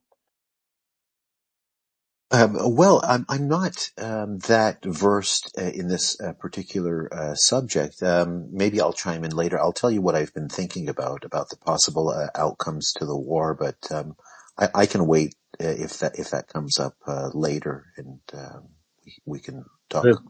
Yeah. There's not going to be much later, because at 6 o'clock in about half an hour, we're going to be closing down, because Mother Superior is going to be, and she's DM'd me actually, so I messaged her back. We're going to be handing over to Volya, so that we're not overlapping her interview. She's going to be interviewed on Volya Radio, and I don't like doing overlapping when it comes to interviews if I can help it.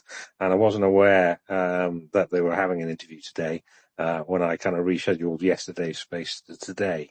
But as it happened, I started mine at 4 o'clock. Theirs starts at 6 o'clock UK time. So it gave us 2 hours to have a warm up space, as it were, get a little bit of news out, maybe generate some speakers to talk about what they wanted before I hand over and close down this space and shove everyone in that general direction to go and listen to Mother Superior. I can see Andrea's coming up now. She's already up. Well actioned, Laura. Got there well before me on that one. And then I don't know how long her interview's going to be. But if she finishes early, then we could fire up Tryzub Radio here on my account to fill in any gap that's going to happen before David D comes on for his usual segment. So yes, a short 2 hour-ish space. So yeah. We can go to Andrea first and then back to you if you want to talk about that for the last 25 minutes then, Carla. Andrea, welcome. Good evening and good afternoon and good morning wherever you are. I was really fascinated that Angelina Jolie was in Kherson, and she was in Kherson with a Legacy of War Foundation and the Help Ukraine team. And I find this really fascinating because she was in Kherson, and our politics, no one was ever saw in Kherson, and that's fine. I found this really interesting. And I have a question. Where is Lavrov? He's never seen at the end of October. Where's Lavrov? Has anyone any idea where's Lavrov? Well, I did read a post today saying he's been elevated to some board or other. It was something to do with Windows, basically. It was some joke about Windows. Apparently, I mean, I've heard some reports that Putin isn't happy with how he diplomatized, as it were, or failed to get a meeting between Trump and Putin in Budapest with Orban. So he fell out of favor. Now I think that was all a bit over-egged. I mean, Lavrov's he's been there. I think he's been there longer than bloody Putin has. I've got a feeling, or at least nearly as long as foreign minister as well. So he's definitely got a few skeletons hidden in closets, which he could probably pull out. But it would have been lovely. It would be lovely if he does find himself flying out of a window, Andrea, that would be awesome. Or maybe just chokes on a little bit of tea or something like that. Would be kind of funny. But I think he's in the slight shit books. A little bit, but yeah, just on that one. But on Angelina Jolie being in Ukraine, that did remind me of a post that I saw from Coasts of Life, who we interviewed on our first Tryzub radio, and there was one picture of. I'm trying to find Coasts of Life's picture on this. Oh, there it is. I found it. I can shove that up in the nest now. So yeah, let me shove that one up in the nest. There we go. That'll be up in the nest. So there's a picture of Angelina Jolie in a very big hat. But above her there's a load of fishing nets. So we know about all these fishing nets that various volunteers and charities get from places like France, from basically loads of the Netherlands, a lot of them from the Baltics as well. Basically any coastal state where there's fishermen that have nets. Normally they get rid of the nets every year or every other year, and they got a load of second-hand nets which they don't really know what to do with. But Ukraine have been using these nets to stick on poles and to cover roads with, and that stops to a large degree Russian drones from attacking civilian cars and civilians in general, or even military in general. So Angelina Jolie's kind of stood under one of these anti-drone tunnels. So it basically says on this post, photo of the year, Angelina Jolie in an anti-drone tunnel. And they're the kind of things that Coasts of Life, who's supposed to, I just shoved up in the nest, raise funds for, so they can buy these nets and get them to the engineers, I'm going to say, who can put them up over roads in Kherson as well as near the front line and stuff like that. But Kherson's definitely a requirement for these nets, because the fucking Russians treat Ukrainian humans and civilians as basically human safari. I think it's been described that, which is a horrible term, but it's an accurate one as well. They basically target Ukrainian civilians with FPV drones, and have killed many of them as well. So yeah, these drone nets are crucial. So it's really good kind of from an optics point of view, to when people, for instance, see a picture of Angelina Jolie in this picture and wonder what those things are above her head, then people can explain what these things are, drone nets, anti-fishing nets donated by fishermen, and maybe get more of them donated. So marketing opportunity there. Andrea? Yes, I found it very impressed because our economy minister Reiche was in Kiev a week ago, and she was confronted with an air raid and drones, and got down to the underground in a bunker. And she was very impressed. And Angelina Jolie was in Kherson. No politician. I never seen any politician in Kherson. She has definitively more balls than the others. I think this was very tough. And there were lovely pictures for played with kids. And this is a great foundation. I found it at Instagram, Legacy of War Foundation. Thank you. Okay, I didn't realise what the foundation was called, so thank you very much for that. But yeah, I mean, I'm not great into celebrities, I have to say. I like people because they're people. However, I do understand that other people are, and therefore celebrities doing things means something to large swathes of the population. So, and celebrities obviously get on the news a lot more than your average person does as well. And this will be reported around the world. Angelina Jolie is a very famous actress, has done a lot to help Ukraine, and so pictures like this can only help Ukraine, in my view, help get it more support, and that's kind of what the value celebrities can do. Even though I kind of a lot of celebrities are absolute assholes in real life in general. But when they're doing good things, yeah, okay, use your notoriety, use use your pulling power, as it were, for good. And Angelina Jolie definitely falls into that category, and I like that. Laura.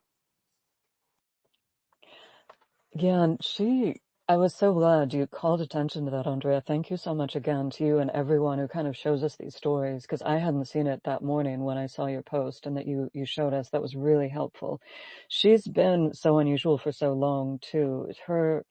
And I think it's probably good for all ages, but I found it more impactful maybe as a young person.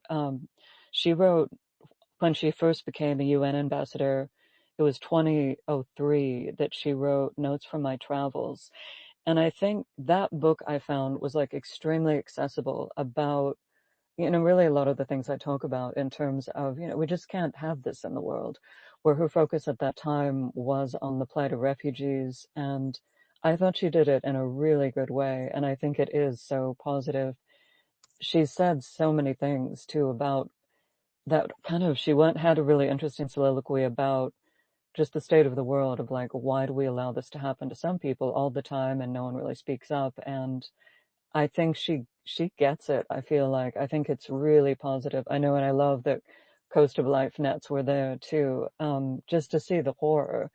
Because I keep thinking, are people not aware of this human safari? I mean, this is like human experiments from the Holocaust, that they're doing this for a reason. Yes, it's like they're training on people to be more effective at killing anyone. And like the fact that we're allowing this is incredible to me, that they're going to use it against us eventually, right? How hard is it to get a drone operator into the United States or anywhere? I mean, that sort of terror, if it doesn't move people that it's occurring anywhere, why wouldn't it they're going to use this technology on others. So I was really, really pleased to see her there. Thank you so much, Andrea. I love your contributions, and thank you for showing us that story too.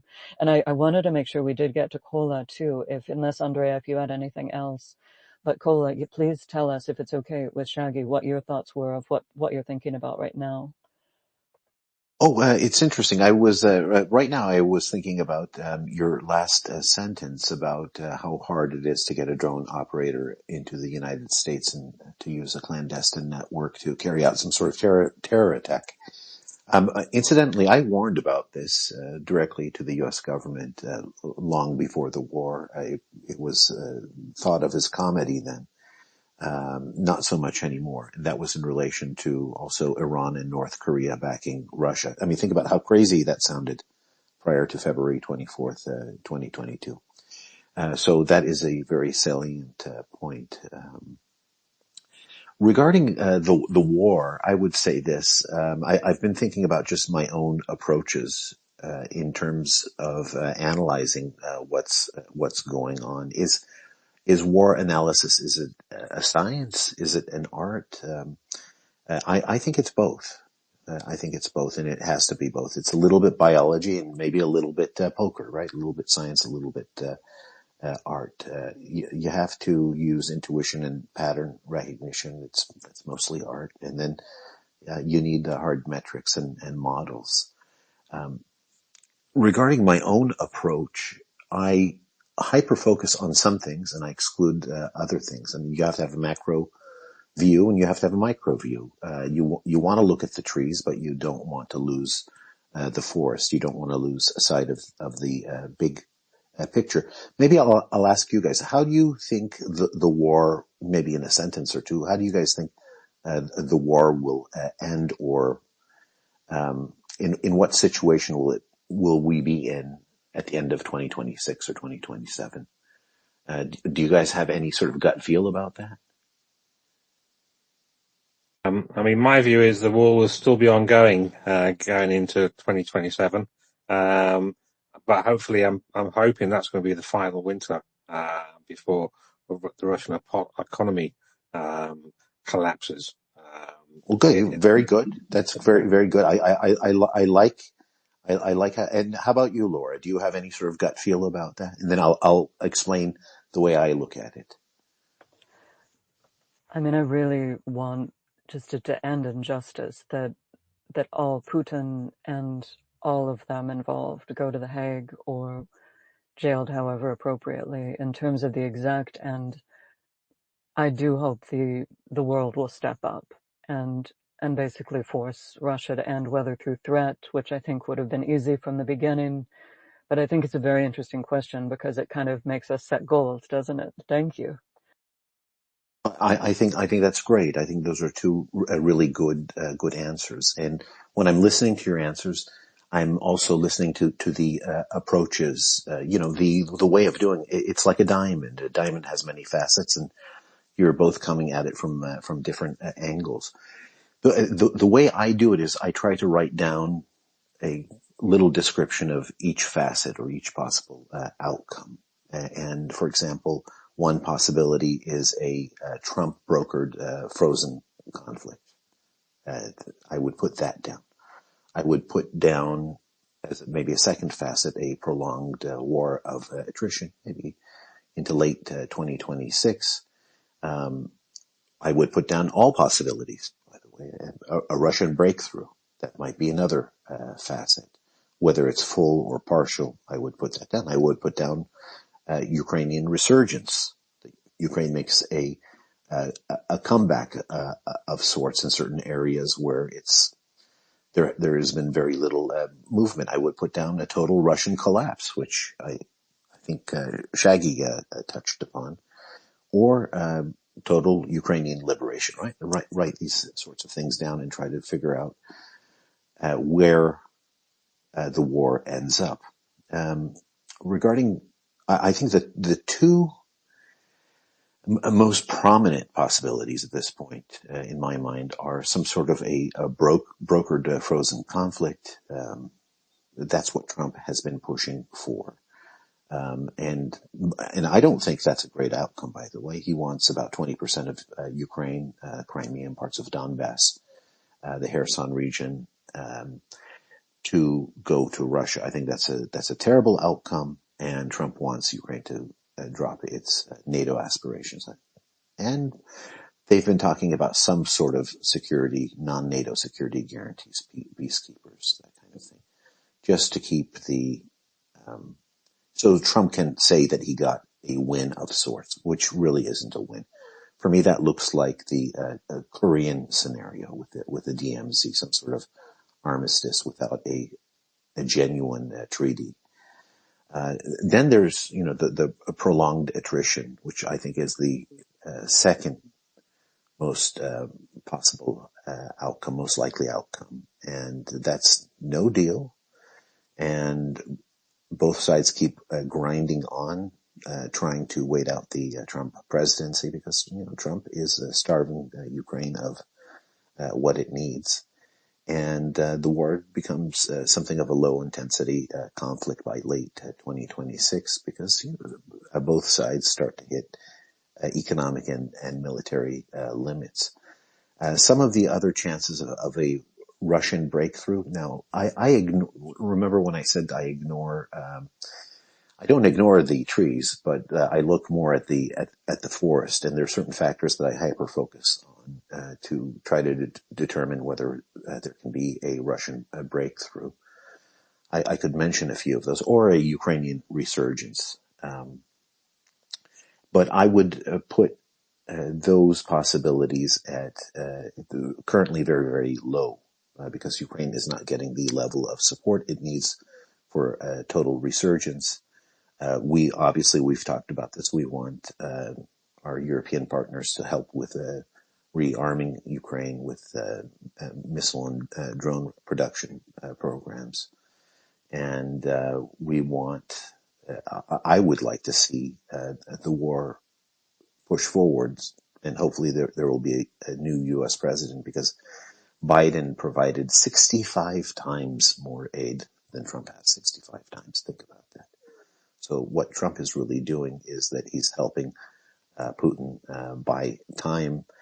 And my gut tells me, this is the art part of it, my gut tells me that he's trying to allow Russia's economy to recover, for Russia to learn from its past mistakes and to rearm. And that's a problem. So everything Trump is doing, even when he's talking about helping Ukraine, seems to me to be actually helping Putin. And what about Russia? Might Russia collapse? Well, no, not with what Trump is doing. Trump has thrown the Russians a lifeline, right?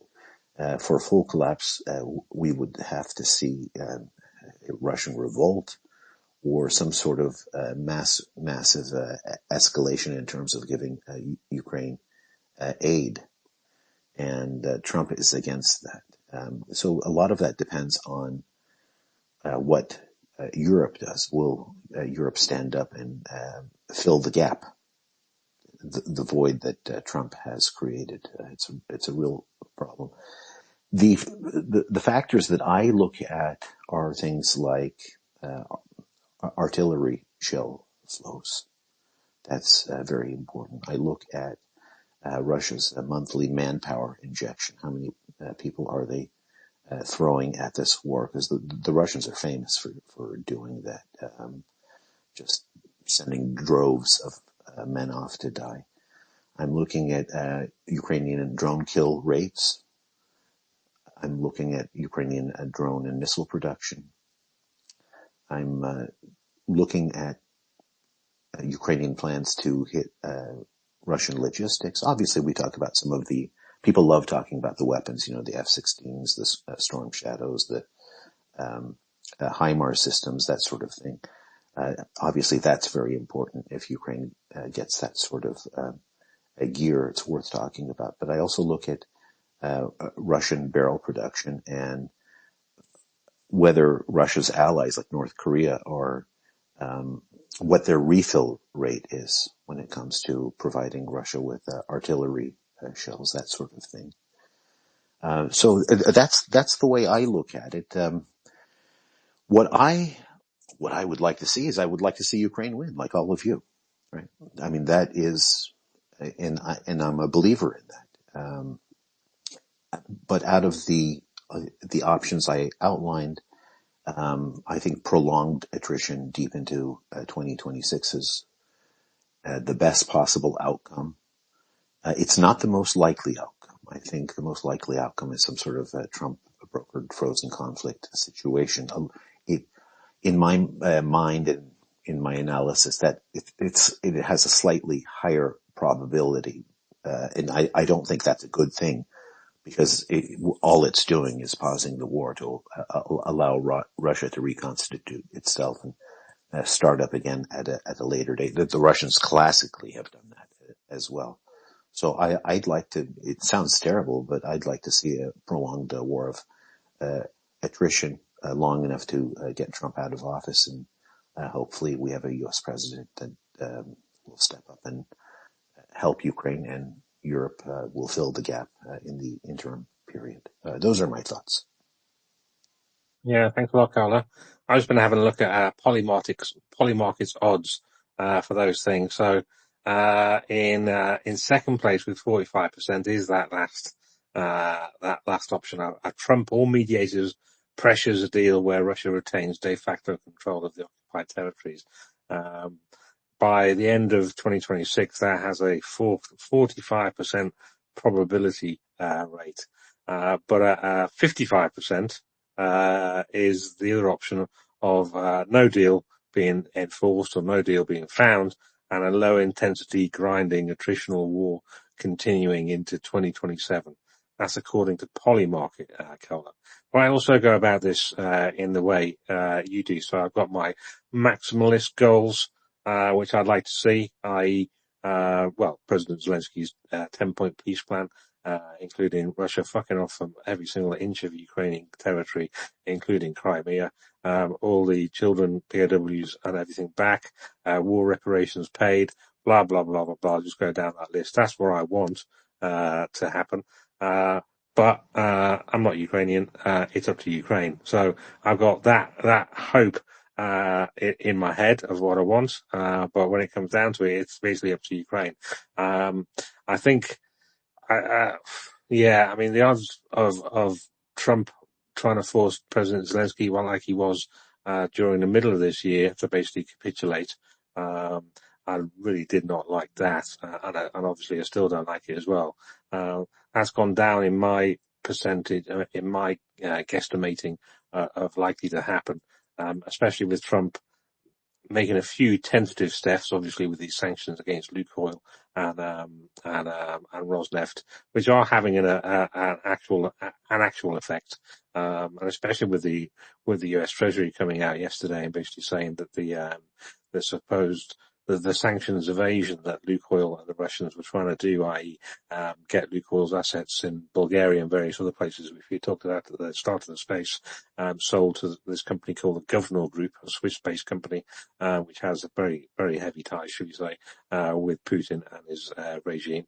The Treasury Department came out and basically said, no, if Governor Group buy Lukoil assets, we're going to consider, we're going to sanction Governor, we're in effect going to sanction Governor Group as well. And that caused Governor Group to pull out of that potential deal with Lukoil.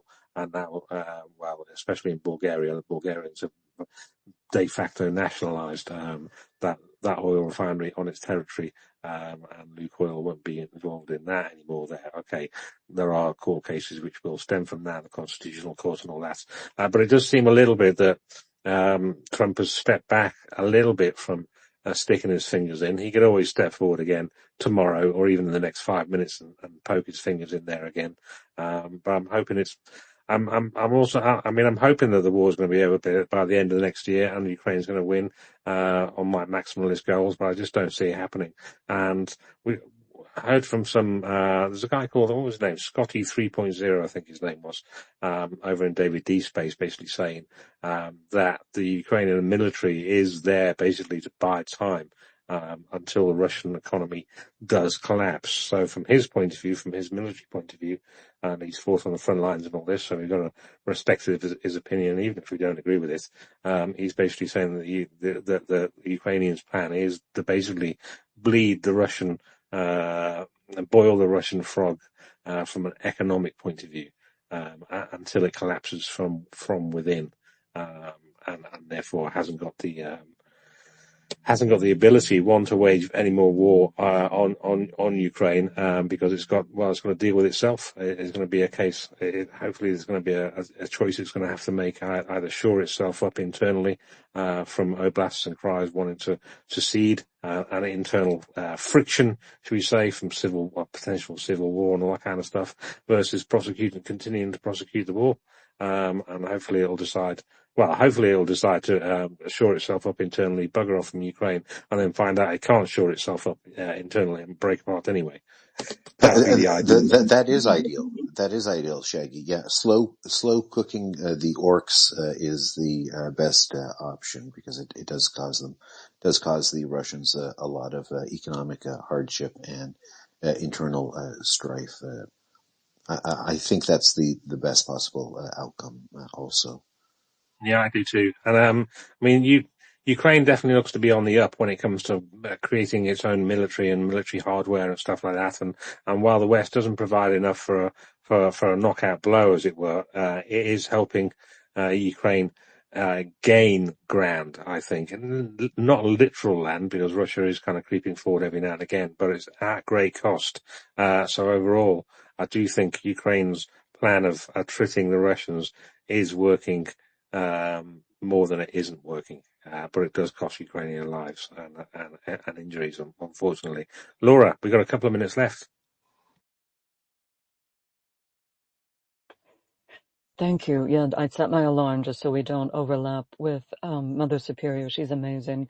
I put in the comments, and it's just kind of hopefully that we're moving more in the direction that we won't allow Russia to win.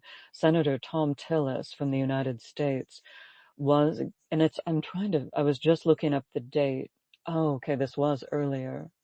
This was a while ago, but it's still, for me, that feeling. This was from John Jackson, who does an amazing job. It was reposted, and he posted it in February of 20, but I did put it in the comments, just that we are seeing this reaction from senators. He's saying that Russia cannot win because of their horrific actions of killing civilians, torturing people, crimes of sexual violence, everything. But I still believe we can persuade these people that these are people who've upheld ideals of freedom, protection of others, that even if people have differences, I really believe some of the Republican senators and leaders are critical in putting pressure on the administration. If they don't understand Russia's goals and how horrific they are, I believe some of these senators and congressmen do know. And I think Alexander X was one who talks about that the Russians are easy at tricking. Like, I believe he was indicating that they have tricked some of the administration to believe their lies. And I think we can put pressure on leaders that are like, no, they know what Russia's doing, and we can put pressure on them to stop them. Did I say that wrong? To put pressure on Russia to stop them. Yes, and absolutely. Thank you so much, everyone, for coming. Sorry, I didn't mean to talk that long. And Shaggy, do you want to wrap things up too? Yeah, we could do. So I've just seen the volleys are up and running, so I think they're just waiting for Mother Superior to get there, ready for her interview. So so we'll close down now. I'll keep an eye out to see if they're going to be running for an hour or maybe two, and if they're going to running for two, that's probably going to segue nicely into David D's space. But if they don't, if it's a short one, then we could be back. I'll keep an eye on it and see. So. Thanks very much for coming, everybody. I hope you enjoyed the space. Go over to Volley Radio and have a listen to Mother Superior. She's going to be talking about lots of stuff, probably mechanic stuff, very close to the front line, should we say. But I won't spoil it. She can let you know all the information. So with that, let's do a Slava Ukraini. Heroyam Slava. Slava.